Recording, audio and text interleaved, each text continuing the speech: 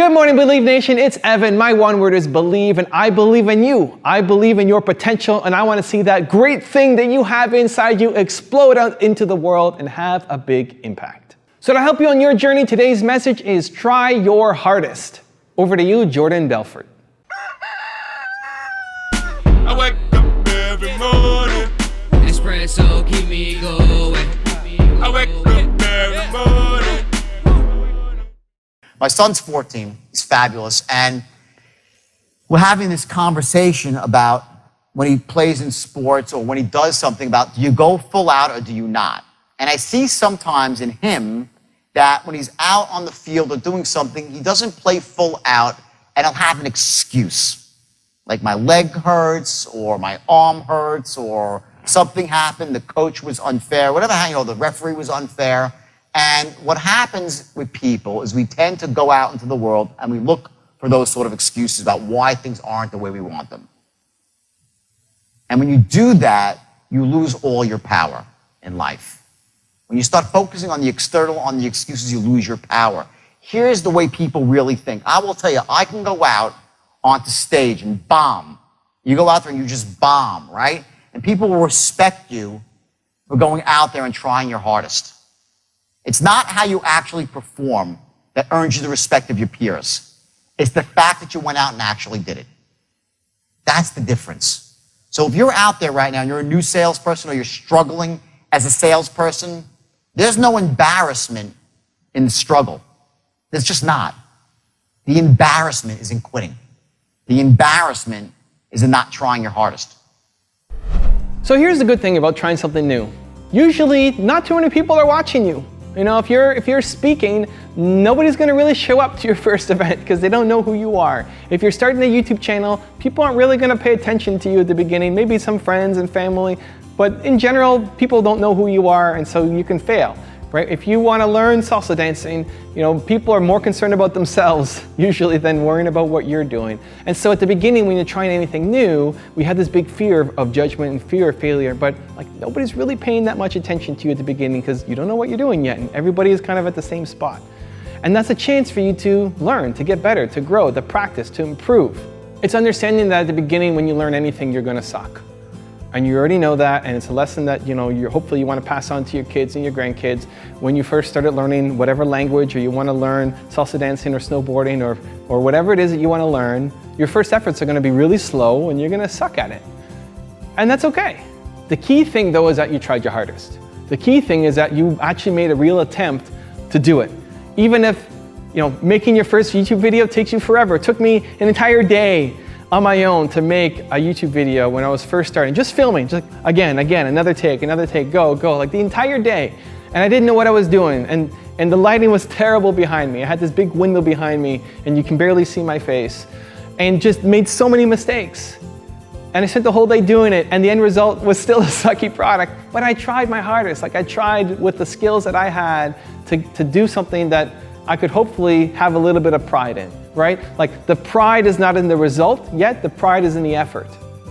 To know that you actually tried your best, right? It's not that it just fell off and it was so easy, right? That's not actually rewarding. If you get some kind of prize or you win, but it wasn't challenging for you, it doesn't really feel like a win.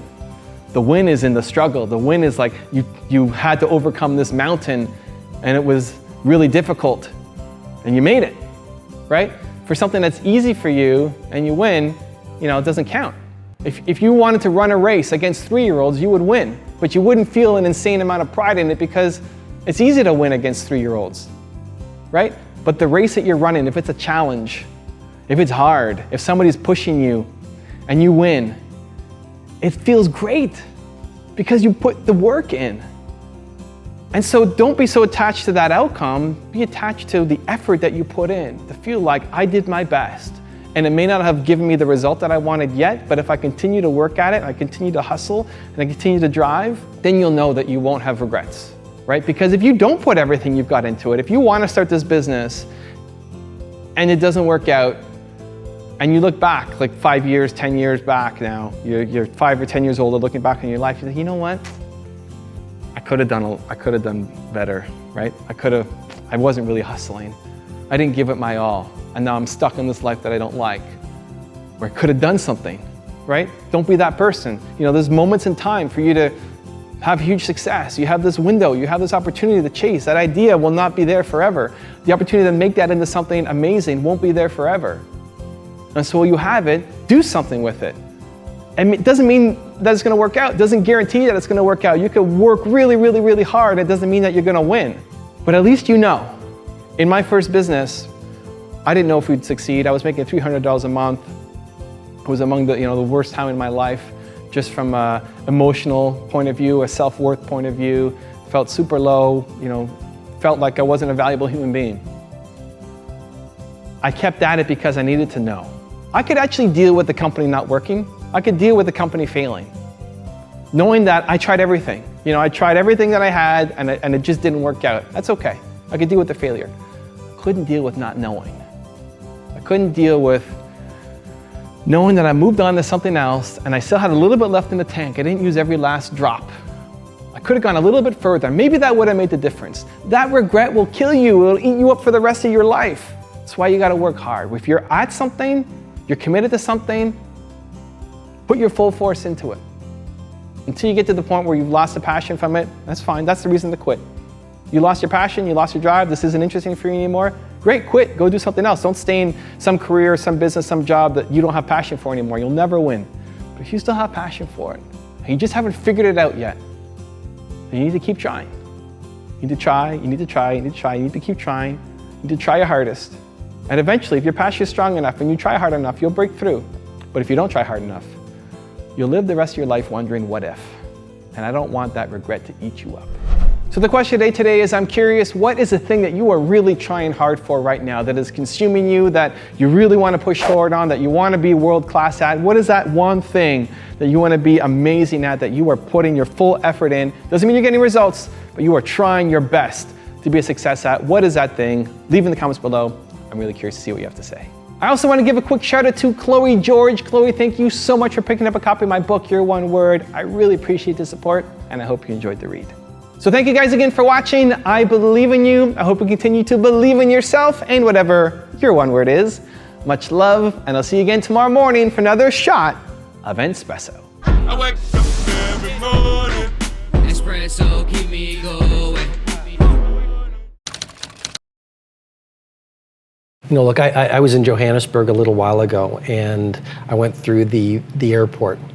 And I went into the men's room or washroom or bathroom, however you want to call it. And so I walked in to the men's room, and the first thing I hear is, "Welcome to my office." And this was the janitor at the Johannesburg men's room. That's funny. Who janitorized, or I'll make up a word, cleaned the toilets like Mozart composed music. Mm-hmm. Now that man has no money. That man probably has very little education. That man is judged by the world as having an unimportant job. Right. And that man is a hero, could be a hero to millions of people. Why? Because he actually saw himself as an ambassador to South Africa. And his passion was palpable.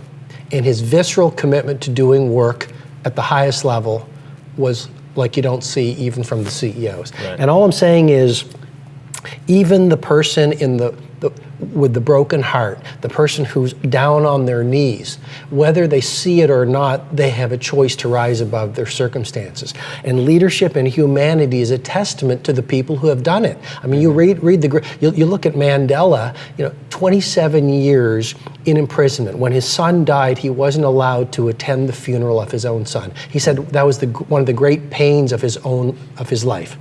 And what did he do? The victim looks at something like that, torture, and says, "I am broken." And they give up, and they close their heart, they close their mind, they close their creativity, and they blame the rest of their life on what happened to them. Mm-hmm. But Mandela, what he chose to do was to use it as an opportunity, because actually, the things that break your heart, if you choose, can open your heart. Mm-hmm. Fear, the world says fear is bad. Fear is only an opportunity for bravery training. Mm. And what he did was he used those 27 years of torture to open himself mentally, physically, emotionally, and spiritually, to the point where when he was released and became the president of South Africa, he invited his jailers to sit in the front row at his inauguration. And he was asked why, and he said, because if I don't, I'd still be in prison. Right. And that's a long way of saying, but we do make excuses because we are very good at self-deception. Because if we actually had to face the responsibility of playing with our bigness in the world, we'd have to let go of our addiction to our excuses and leave what's safe. Am I making sense? No, totally. No, you're totally making sense. You'd have to leave what's safe. I mean, we are addicted to crisis sometimes. It makes no sense. We are addicted to pain. Mm-hmm. And we'd have to actually leave the pain to go out to the possibility of pleasure and joy and greatness. And believe it or not, that frightens us. Right. So we make these excuses and then we blame people. Oh, Joe or Robin, I don't like the way he looks. He speaks differently. But subconsciously, as you're suggesting, those are just our protective mechanisms to avoid owning the responsibility of our brilliance. I don't believe in excuses. Because the thing about it, when you make an excuse, the thing you have to realize about life, somebody has it 10 times worse than you, and you're making an excuse because you're soft, man.